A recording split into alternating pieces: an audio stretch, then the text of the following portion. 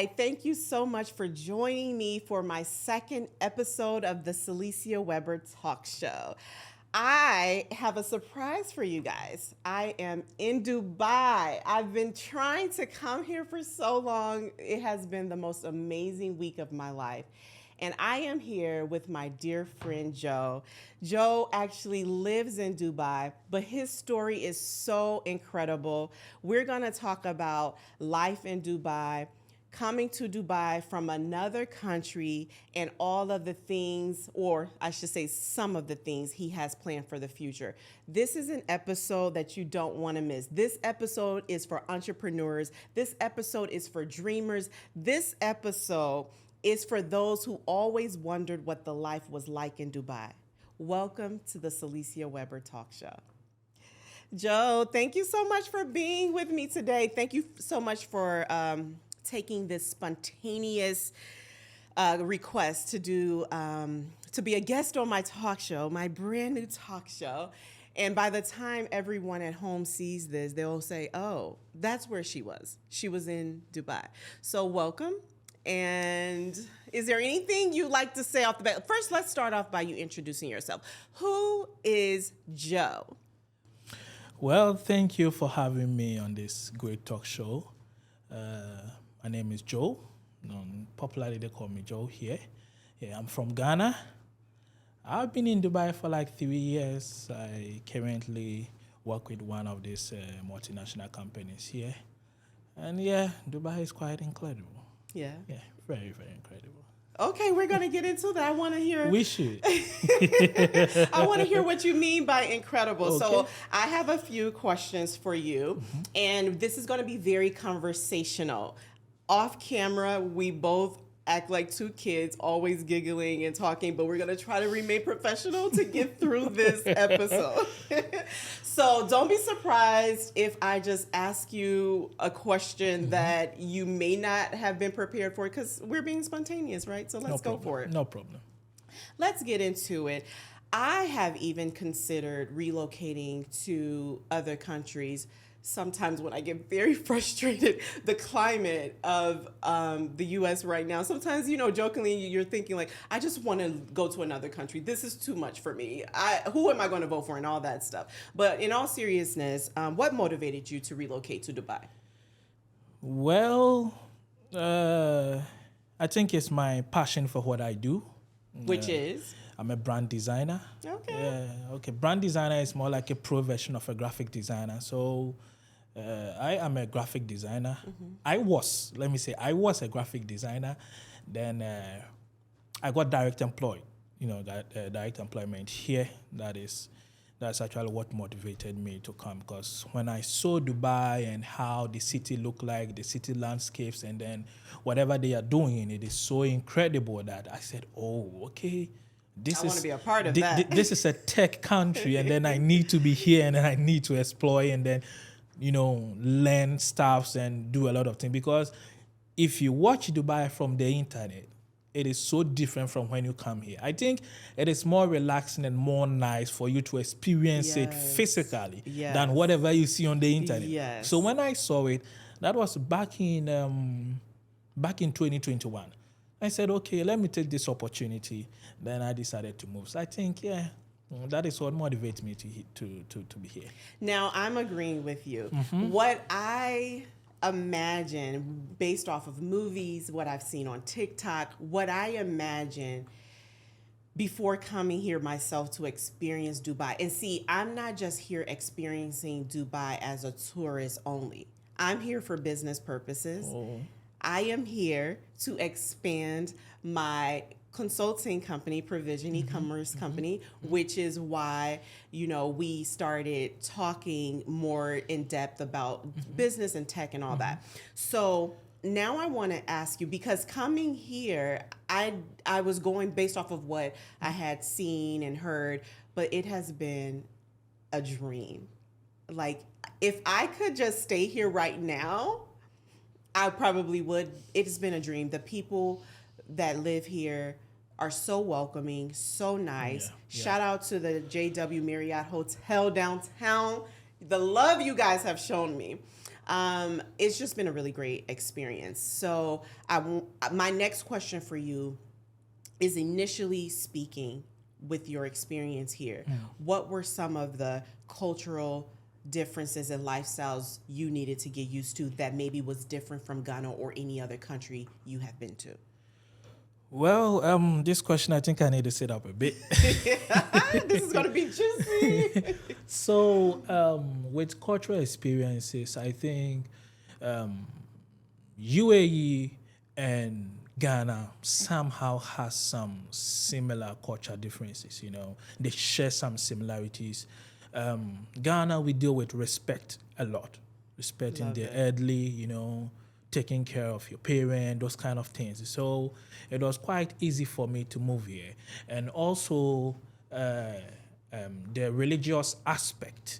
So when I was coming here, I was a bit shaky about marrying, my belief. Like, okay, I'm a Christian coming to Islamic country, Yeah.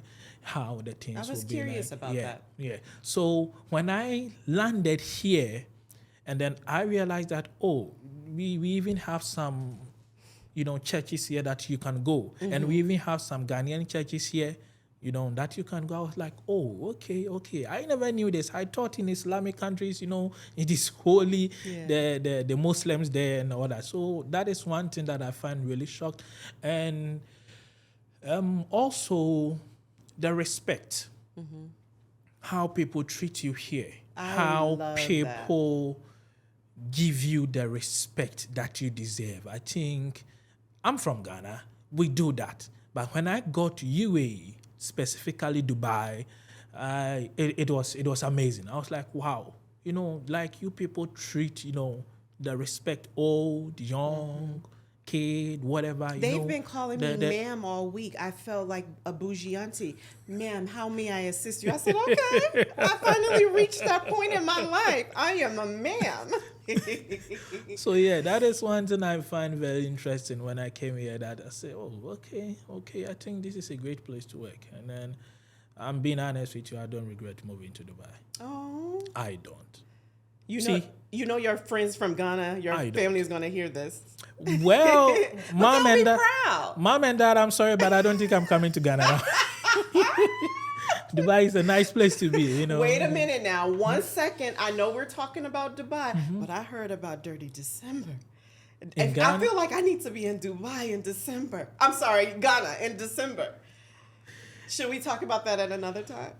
Or well, we can talk about it now if you want private gist. I want to segue off of my notes. We're in Dubai. Okay, so this is really cool. Okay. So I don't want to cut you off. Let me just you a bit about Dirty December in Ghana. Because look, I'm American. You're from Ghana, in Dubai. Let's talk about this Dirty December. What am I missing out on? Okay, so now let me talk straight to the camera. See, because Dirty December is a whole kind of vibe in Ghana. I think, I'm being honest with you, in December, on this planet, the entire world, nowhere is better than Ghana in December. I'm being honest with you. You hear that? I'm being honest with you, not even Dubai. Dubai is on top all the time. Dubai is on top all the time. Hold on, let me book my flight. You said, when should I be there? December, what month? Don't worry, I can get you a place. Oh, this is what it's like to have friends from other countries, people. So like I'm saying, in the entire world in December, I will not take Dubai out because Dubai is on top all the time. Like from 1 to 100, Dubai is on top. Yeah. Ghana is on top all the time. But in December, bro, in December, you need to experience Dirty December. Wait, is this where I'm supposed to say, hey, Charlie? I say, hey, Charlie, give me. I know a little bit. I like it. So in December, Dirty December is where we have to, we have to put off all our work and professionalism and all that clothes. We just need to put it off. From the 10th of December, people started as early as 1st December to maybe on the 5th of January. Yeah, that is party. And let me tell you guys, if you know you want to sleep on vacation, don't come to December. Don't come to Ghana in December because we party non-stop. No sleep. That is no sleep gang. You know. Wait a minute. I might be too old. I should have did this 20 years ago. Well, I think you can still do it. You know, Ghana, it doesn't matter how old you are, you know. And Ghana is more like Dubai. When it comes to the respect and people helping you, it is there. So when you come and then you want to experience how it feels like, come in December. So you're telling me it's like a 24/7 nonstop party. And let me ask you this. Will I be able to get my jollof when I'm in Ghana?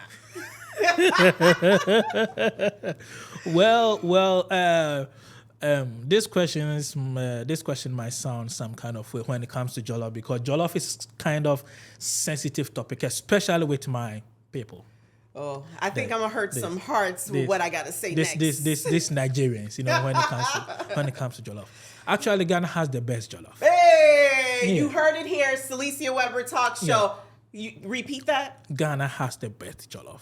I am saying that because, okay, so let me clear this on air so people know. Ghana is not the originator of jollof. Nigeria is not the originator of jollof. But we just popularized the thing. Yeah. Okay. So it is more like it belongs to us. I stand to be corrected, but I think it is Senegal or something like that. Maybe I'm wrong or I've forgotten. But the thing is, I have been to Nigeria for 2 weeks. And I know how Nigerian jollof tastes like. And then me as a Ghanaian, I know how Ghanaian jollof tastes like. From my mom pot to my friend's pot, to the restaurants. Speak your truth, brother. Girl, okay. Speak your truth, brother. Okay. So instead of me saying that Ghanaian jollof is good or better than, you know, Nigerian jollof, this is what we'll do. We have one popular restaurant here called Fantiniba Restaurant. Let me take you there. You taste how the Ghanaian jollof feels like. Then I will take you to one Nigerian restaurant here. Then you taste how their jollof tastes like. And then you can judge it for yourself. Or better still, we can meet in 30 December. Oh. Yeah, so we discuss it there. We can discuss it. Yeah, from Ghana to Nigeria is not far. So you can have the jollof there. And definitely we can go to Nigeria. It's just few hours, you know. You can go to Nigeria and then you also taste it there. Then you can make your final judgment. Trust me, you can never go wrong Ghanaian jollof, especially with shito. I'm being honest with you. So, I don't want to get completely off of your whole experience in Dubai because there may be some people interested in moving here and things like that. I want to get back to this topic of really? the jollof rice. Let me try it. You're gonna connect me with the restaurant here in Dubai. Give them a shout out. Who is it? Fantiniba Restaurant. Shout out to Fantiniba Restaurant at Naive. Most of the time I forget the restaurant, but it is Naive Parasol Hotel. Is it Parasol Hotel or Parasol? I think Parasol Hotel. Yeah, at Naive.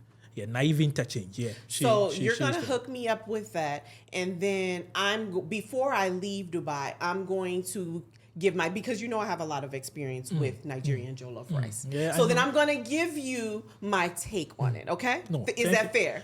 Very fair. But because let me not judge. Very fair. Let me not judge prematurely. Very fair. Okay. And I know Fantiniba. You heard it. I know Fantiniba never slide because she comes from the western part of Ghana. And that is where we get all the good things from. Trust me, that girl never fails. Okay. Well, I'm going to be the judge. I just want an excuse to eat jollof. Okay. No, so let me go back to this. So this fine boy comes from Ghana, comes to Dubai, working in graphics here, marketing and all of that.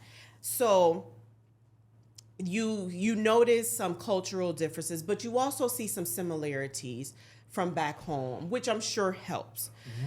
What aspects of the Dubai culture have you found the most interesting and or surprising? Well, with the interesting part, I think everything about Dubai is interesting.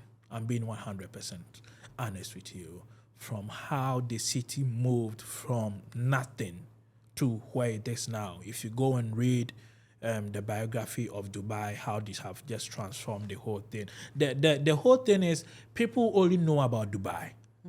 But the thing is, it is UAE, United Arab Emirates. Yeah. How the entire country has transformed. It's not only Dubai, but because people know much about Dubai. Yeah. How the entire country from the 7 Emirates has transformed from nothing to where they are now. I think it is quite interesting. That alone is much interesting. Yeah. Yeah. That's really cool. So I've heard, I don't want to get too far down, dirty, deep, dark, but I heard that there's some very interesting, I'll say it like that. There's some very interesting things that may or may not happen in Dubai. If you search on TikTok, the dark side of Dubai, you could hear some very interesting stories. Now, I've traveled to different countries. I've worked with different types of people from different many nations and things like that. So at this point, nothing truly really surprised me because every time you go to a different country, you can experience something different. But there's this, what they call dark side of Dubai. I would assume if you don't want to experience that dark side, you stay in the light when you come here. You stay on the side. Like I'm here, not just to hang out with my friend, not just to experience Dubai, but I'm also here to do business. When I'm doing business, I'm very serious. I don't joke with my money. I don't joke with my clients. I don't joke with my business. So I don't think I would ever experience the dark side, as they call it on TikTok. I don't think I would ever experience the dark side of Dubai because I'm not here for that. Okay, so with this question, what I can say is I think every country or every city has its dark side. I'm yet to see the dark side of Dubai. I don't know. Probably because you're not looking for it. Well, I mean, Dubai, I can tell you Dubai is the safest place on this planet. We got to delve into that. I'm I have being- never felt so safe I'm in being my honest life. with you. I'm being honest with you. I remember you and I were going for one business meeting, and then you asked me why is it that I don't see any police here, and I said this is not Chicago. Sorry for that. You definitely said that. So I said this is And not. I live downtown Chicago. I always see the police. Yeah. I said, where are the cops? So if there is any dark side of Dubai, I don't know it because I have been here since 2021. I know that is not long, but I have lived in Ajman. I've lived in Sharjah. Well, for those that don't know, those. Okay, others- these names are Dubai is the second largest city in United Arab Emirates. United Arab Emirates is the country name. Abu Dhabi is the capital city. Dubai is the second, capital. And then we have Sharjah, and then we have Ajman, and then we have Rasakema. We have one called Omakwen. The names is kind of something, so I can't really pronounce it well. But I have lived in almost, out of this 7, I have lived in I think 4, because I've lived in Abu Dhabi, I've lived in Sharjah. Sharjah is where I lived first when I got to Dubai, and then currently I'm living in Dubai. I've been to Ajman. There's 4 Emirates, and I don't see any dark side. So if there is, maybe we have those people that want to experience the dark side of Dubai. But for me, I don't know any dark side of Dubai. And I'm being honest with you, I don't intend to know. Better stay safe. Better safe than sorry. It is better. Speaking of safe, remember the day that we were going over some of our notes for the show and we had that breakfast and I couldn't find my phone. In Chicago, I would have never found it. Well, welcome to Dubai. I could not believe some nice woman picked up the phone, held it until I got back. I remember. That was so cool to me. Well, shout out to Marriott Hotel. You guys are doing amazing. Yes, they're doing an amazing job. I now understand the reason why they are 5-star hotel. I think you guys should be rated maybe 7-star or something. 7 stars, 10 stars, 10 stars. Because you guys, your service is so amazing. What about the young lady that was helping us at the breakfast part, Rhythm? She's so nice. She says she's been living here for. I was just so. Maybe I'm just in La La Land. Like I just feel like I'm just so impressed with the way I've been treated, because as an African American woman, you can go. African American, Black American, whatever makes people happy. You can travel to different countries and you can feel sometimes that you're not really wanted. It doesn't feel welcome. Felt like a celebrity in Dubai. I said, let me find an apartment. Let me just relocate. But in all seriousness, the respect, as you were saying before, the safety, but how many times did I put my wallet down on a table while I was moving around the city this week? I mean, being here for a whole week and being able to interact with the people that live here and work here has been really, really outstanding. But let me not talk too much. I want to go back to you. What do you think are the most important things to consider when relocating to Dubai? Because after the way I've been treated this week, I said, okay, I'm ready. Let me relocate. But slow down. What are the things people should consider when relocating here, especially if you're coming from, not just a different city, but a different country? Well, I would say the most important thing you should consider before moving to Dubai is job. Where you're gonna work. Like you need money to live in Dubai. It's expensive. Depends on your lifestyle. If you want to go the expensive way, you go. It would be expensive for me. Yeah, if you want to go the expensive way, you can go. I want to go the bougie route. Well, then you should be ready to spend because trust me, we have everything in Dubai that is ready to take your money. So if you want the expensive lifestyle, you can. Depending on your lifestyle, Dubai has the lifestyle standard for everything. If you want to live rich, if you want to live the middle class, if you just want to go the down low because you have family bills and all that to pay, you can still do it. It depends on your lifestyle. But before you can move here, I will say you have to get a job, find a job first, because it is very, very stressful. I'm talking from an African experience.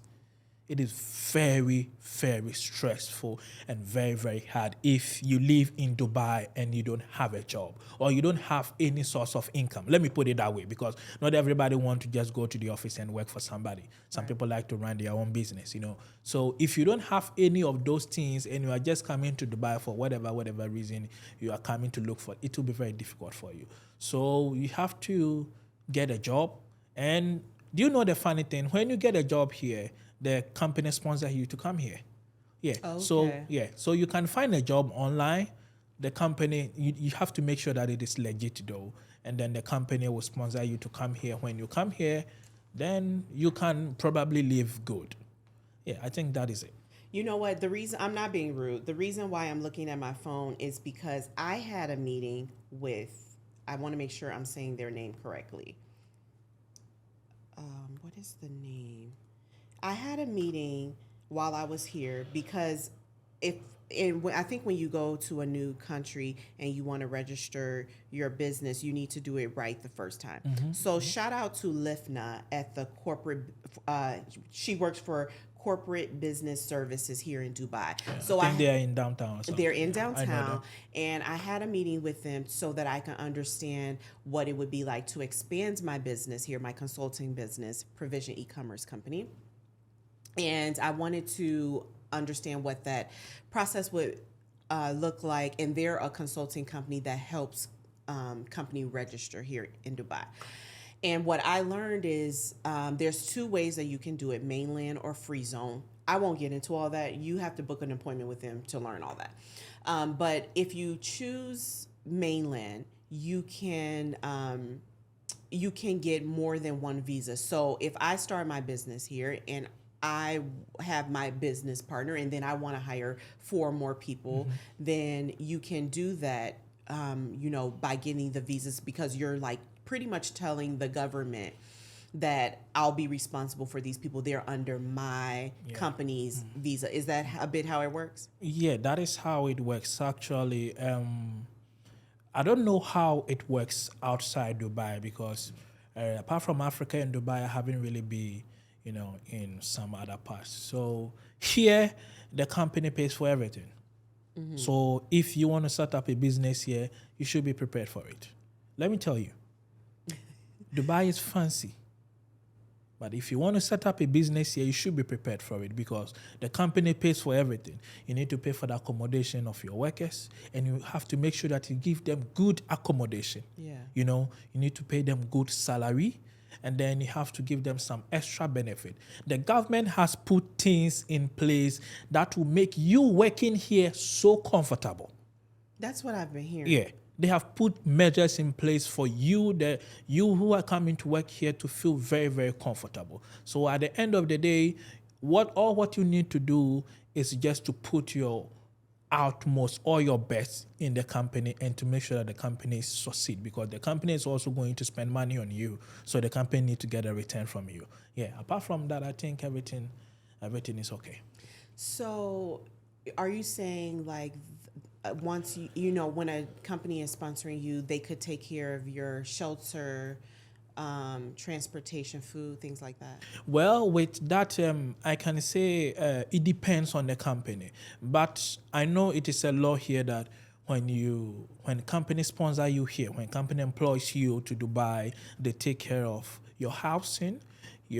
Some even go to the extent of taking care of your personal bills, like your food, your clothes, those kind of things. And then let me go to the normal standard. So they'll take care of your flight. They will take care of flight, as in when you direct employment. When you get direct employment, they'll book the flight for you to come here, and then they'll give you. Very great. Yeah. Then thanks to Dubai government though, because UAE government, for instance, because they are doing amazing. So you come here, where you sleep. The bus you take to work, sometimes they will give you a car, sometimes they will give you a bus, depending on company and where they are going to place you. Yeah. And then, the nice part is if you serve for 2 years minimum, the company is supposed to give you a flight back home to spend time with your family. For, I think, every 1 year you have 30 days leave. So in 2 years, you have 60 days leave. Yeah. So after 2 years, the company need to book a flight for you. It is mandatory. That is compulsory. Wow. Yeah. So the company will book flight for you, and then you go back to your home country. You spend some time with the family for the next 60 days, and then you come back and you continue your work. Yeah. Dubai is the safest place on this planet. I'm being honest with you. And when it comes to work, I think Dubai is on top. I don't know the other part, but I would say Dubai is on top. And when it comes to lifestyle, if you don't have money, just forget Dubai. You need money. Sorry, but I'm being honest with you guys. If you don't have money, forget Dubai. If you're broke, stay home. Well, I'm broke though. But you're already home. So there you go. I'm already home, yeah. Joe, I have a feeling, I know you African men, you say you're broke and you're not really broke. African man can say he's broke with a drawer at home full of money, but that's what he's saving. And then, not to derail us again, but I heard a little something about Ghanaian men. What did you hear? I'm telling you, TikTok is ruining my brain. But this is what I heard. Okay, tell me. I'm a Ghanaian man, so I'll be able to answer. Shout out to all my Ghanaian guys in Dubai and around the world, though. Yeah, so. I saw a video. Mm-hmm. I'm not calling no names, but I was told that there was a video that I watched on TikTok, and it said that Ghanaian men are stingy. Is that true? Be careful how you answer now. Yeah, the Lord is watching. I'm going to answer this question as honest as possible. Okay, so let me say that. I would say, let me look at you guys. I would say Ghanaian men are not stingy. Period. That is the truth. Ghanaian men are not stingy, but if they they love spend. you, they're not stingy. No. Whether they love you or they don't love you, they are not stingy. I'm not talking because I'm a Ghanaian. I'm talking from fact. Whether they love you or they don't love you, yes, they are not stingy. But the thing is, we spend wisely. That is the difference. I felt that in my soul. Yeah, we spend wisely. We don't just spend unnecessarily. Okay, so, and if a Ghanaian man loves you, he will go the extra mile to make sure that you are safe, secured, and smiling always. I'm being 100%. So, ladies, Dirty December, remember. It seems like you want to go to Dirty December thing. I just hear You have so been much talking about it it the whole time. I just hear so much about it. So, okay, now that we've gotten that out of the way, we heard it from you, a Ghanaian man. I'm being honest with you. They are not, Ghanaian men are not stingy. It's just like, we have this stereotype of people that they believe that, we have some women who believes that the moment you start dating this guy is supposed to spend on you. That is not the problem. But Ghanaian men they see relationship as some form of investment. Mm-hmm. So, and I'm being honest with you, nobody want to invest in something that they believe that they will not get any return. Yeah. I hope you understand me. Yeah. Relationship is somehow an investment. Very much like how my business might work. In other part of the world, in other part of Africa, like okay, let me say this. I think I've heard this thing before. Like Ghanaian men are stingy. They were comparing us to the Nigerians. So the truth is, my other people, they can spend on you, whether they love you or they don't love you. They can spend on you. Maybe they can spend on you get whatever they want. But a Ghanaian man will not spend on you if he don't love you, if he don't see himself with you, if he don't see how the next 5 years of the relationship is going to be. Me personally, I'm not going to spend on you. If I don't have any relationship, if I don't have a proper blueprint goal with you, I'm not going to spend on you. I hope you understand me. Yeah, so we are not stingy. We are just calculations when it comes to our spending. Okay? Yeah, we know, okay, this is the woman I'm going to be with. And trust me, if Ghanaian man knows that you are the one, he will spend every penny on you to make sure that you are good. And trust me, if Ghanaian man says, I love you, and he is spending on you, trust me, that is a true love. This guy is not trying to get to your pan or whatever. Because if he's trying to get to your pan, he's not going to spend. If he starts spending, just know that, no, this guy really likes me. That is our difference. We don't spend unnecessarily. Yeah. Look at money is hard to come by nowadays, so I'm just... Definitely in Dubai and these other well, that is the other side. Places. Yeah. No, I like to throw these little things in here because since I have the attention of a Ghanaian man on my show, even though we were here to talk about business in Dubai, I like to get some of the other things. Let's talk about business because you can only stay in Dubai if you have the business. You have the business mindset. You have what it takes to stay in Dubai. It doesn't necessarily have to be a lot of money. I'm being honest with you. Don't be scared to move to Dubai. It is not scary to move to Dubai, but you need to be very, very calculative in staying in Dubai. Yeah. I remember there was a time you wanted to get something. I think 2 days or 3 days ago, you wanted to get something, and then they said it is this amount of money in dollars. And I said, girl, don't do that. Because it sounds so much cheaper in dollars. It sounds cheaper because you are just converting the dollars, and then how much you would have spent doing the same thing in US. But hey, this is Dubai. Right. Yeah. So in Dubai, you need to be a bit calculative, with your movement and everything. Because when I'm like looking or hearing people say or looking at videos like, oh my gosh, Dubai is so expensive And I'm sure it is. But then when I keep calculating some of the things that I love to do, some of the business things that I've had to take care of, booking a studio on a day like today, I'm like, it's just not that expensive. But it's because I'm looking at it from dollars, because dollar I'm perspective, paid in yes. dollars. Yes. That's Yes. why. Yes. But when I think about the friends that I've made here that earn in Durham, it's an expensive place, and you need to have. But just like any other city or place, like in Chicago, if you live downtown or in some expensive suburbs, it's going to be expensive, and food is expensive everywhere. But then you can find some places on the outskirts of the city that are more affordable. And did I hear you say food is expensive? I'm being honest with you. In Dubai, food is the most cheapest thing you can get. Really? Food. Ah. See, Dubai is expensive. It's all sum up to the lifestyle. It is not even about food. It is not about food, because this food you can get from this place for maybe $50. I can get this same food from the other place for maybe $15. It is about the lifestyle. It is about where you want to go and party. It is about where you want to go and sit and eat. That is what makes it expensive. I hope you understand me. Yeah, so just come and work. Not to go back to this again, but for a bowl of jollof, how much?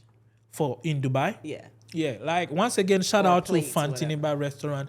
I think for a bowl of jollof here in Dubai, one African restaurant. I know only one African restaurant. Well, so just give me an example. That is Fantiniba restaurant. Shout out to her. She's my good friend though. She's annoying, but she's my good friend.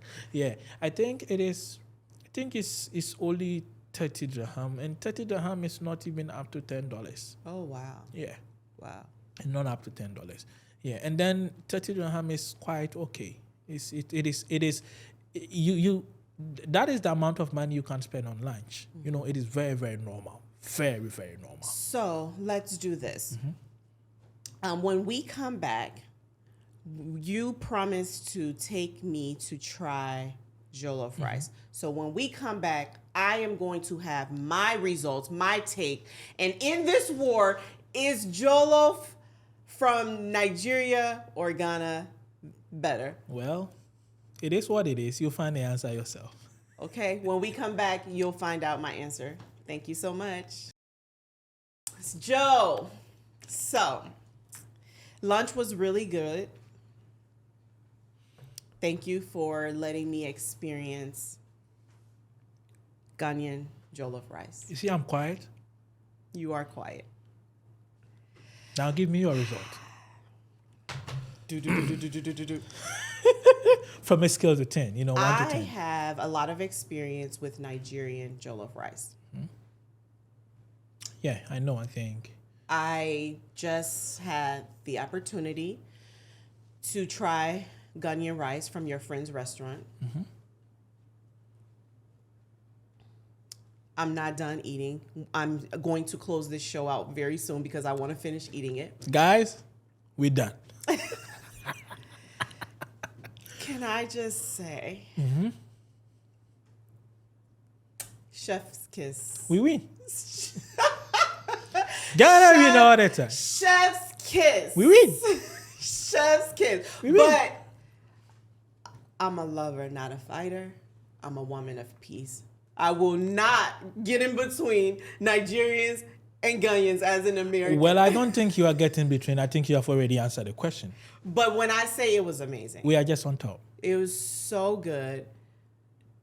It was absolutely amazing. And do you know one thing during the lunch? I think you don't like too spicy food or something. I don't know. It can't have it too spicy, but it was like just enough. Like, yeah, but I wanted you to add that, this shito on top, but you said you don't want it or something. If you added that shito, bro, he would have loved it better than. The salad was good. It's like it was a perfect lunch. Thank you. Well, thank you. Thank you.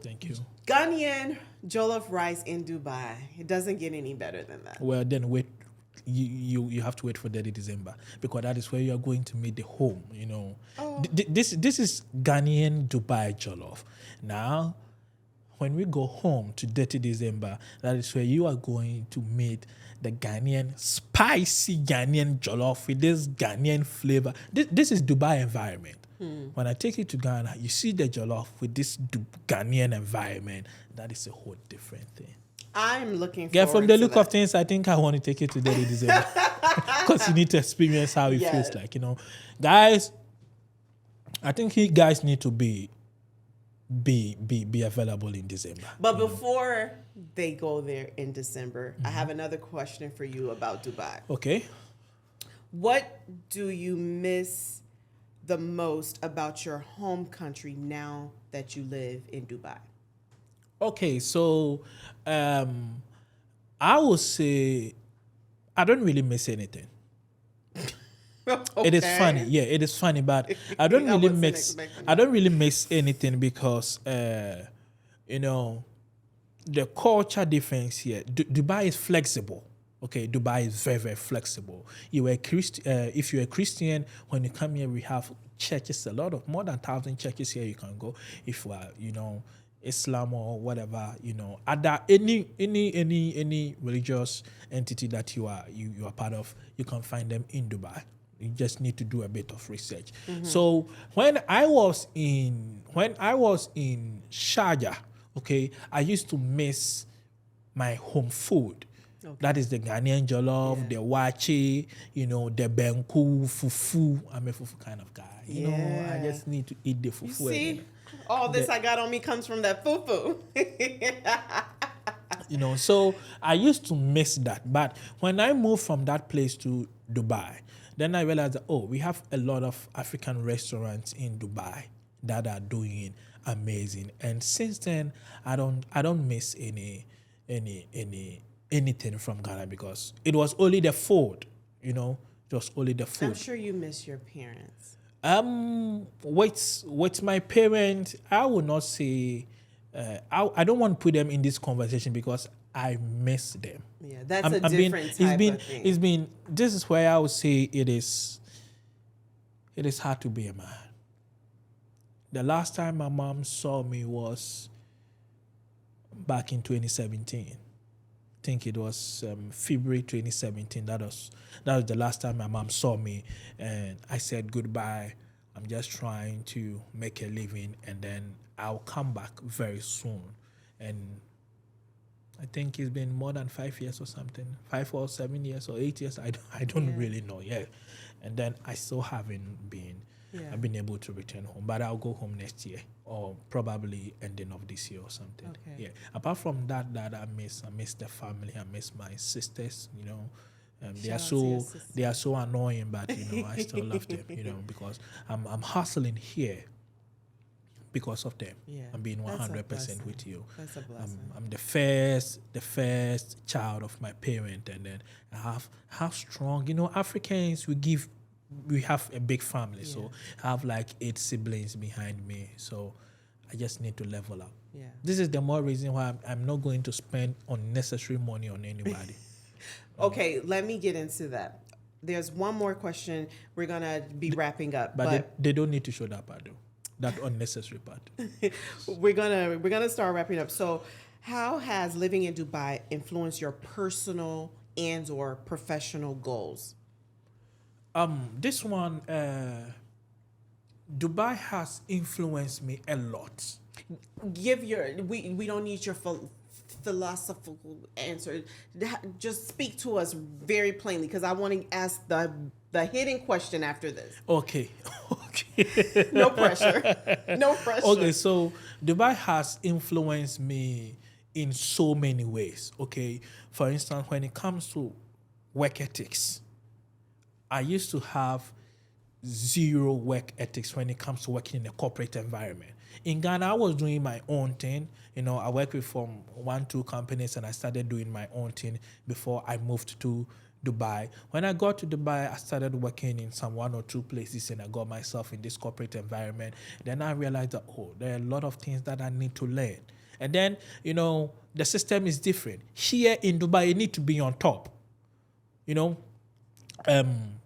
no disrespect, but there are things that I can do in Ghana. Let's say the software I used to work, that I can use that software maybe 2 years back, software that I can use and use it to do some things in Ghana. Dubai, you need to stay up to date 24/7 because a lot of people are doing a lot of things. Yeah. That if you just close your eyes like this, they are gone. Yeah. So you need to stay on top. You need to stay updated. You need to know, what is trending in your field and how to move on, how to connect and those people. Yeah. So I would say that has influenced me a lot. And then the lifestyle.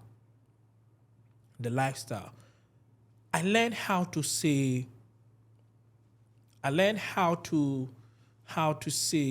sorry and please more. I'm a Ghanaian. We say that to our parents. We say that to our elderly women and then elderly, our elders. We say that to them a lot. But when I came to Dubai influenced me to make it a daily thing, a normal thing. Okay. I remember sometimes when I'm talking to you, I'll say please, and you'll be like, oh. Yeah. I remember I sent one. I had one Zoom meeting with some, clients from the state, I think one from New York, and then other two people that I was talking to.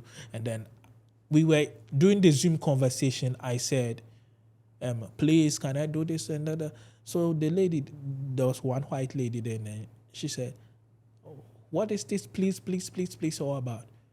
And I said, well, that is how we talk. Yeah. So Dubai has had that influence Yeah. on me. I used to say that in Ghana, but when I came here, it has become so normal because everybody is using it. Everybody. Okay, enough of the business talk. People want to ask one question. We are not going to delve into the question all the way today. Okay. We're going to get them ready for the next episode. We're going to touch on it today, wrap it up, and they got to come back to get the full answer from you. You can give them a little taste. So working in Dubai, relocating from Ghana, all of the things. But what the people really want to know, not so much about the jollof rice between Nigerians and Ghanaians. People want to know, what is it like dating in Dubai? Again, we're not going to go all the way deep here because they're going to have to come back for the full story. But just give us a one-sentence answer, and then they're going to come back for the full episode of that. Okay, so what I can say is, one, I am not available in the dating market. Okay. Yeah. Okay. Yeah, I'm not available. Okay. I'm out of the market, guys. But before then, what I can say is, we have two difficult things to find in Dubai. One is job. Two is a relationship. Finding relationship in Dubai is a hassle. It's a hustle. It's a hassle. I'm being honest with you. So I'm not joking with you. It is a hassle because here, Dubai, everybody is here to make money. We are all here to make money. If you meet 10 people here, when you talk about them and you are not talking about money, they are going to leave you. They just want to go and make money. So everybody, Dubai relationship is more transactional. okay. I'm being honest with you. I'm not saying we don't have good people here or you can't have a relationship here. You can have a relationship, a committed relationship that will lead to, whatever it's supposed to lead to. Because people get, especially my African people, they get married almost every weekend and all that. But it is difficult. It is difficult to find a partner in Dubai because the mindset is money. You are coming here to make money. Yeah. And when you come, you just want to make money. So when relationship, and then because of, timing and all that, Dubai, we don't do hours work, which I think has some effect on the relationship market. Okay, we don't do hours work, we do daily. So maybe your partner is going for day, I'm going for night, or we are both going for day shift, something. But you come from work, you're so tired and all that, and then the lifestyle and everything, you're taking the bus, you're driving, all that. So I know it is like that everywhere, but Dubai is different. So Dubai is 100% different when it comes to the relationship scene. It is difficult. On that note, we want to delve more into that. We're going to segue a little bit off of the business life and the hustling and all of that, making money in Dubai. And we want to talk a little bit more about relationships and dating and all the fun stuff that people want to hear. Joe, thank you so much, my dear friend. Thank you so much for joining me today. Thank you. Thank you so much for being my guest, my first guest on the Dubai segment of my show. I can't wait to have this conversation with you in more details when we come back. You guys are going to have to come back for that episode. Thank you so much for joining us today. And with that, we are signing off the Salisia Webber Talk Show.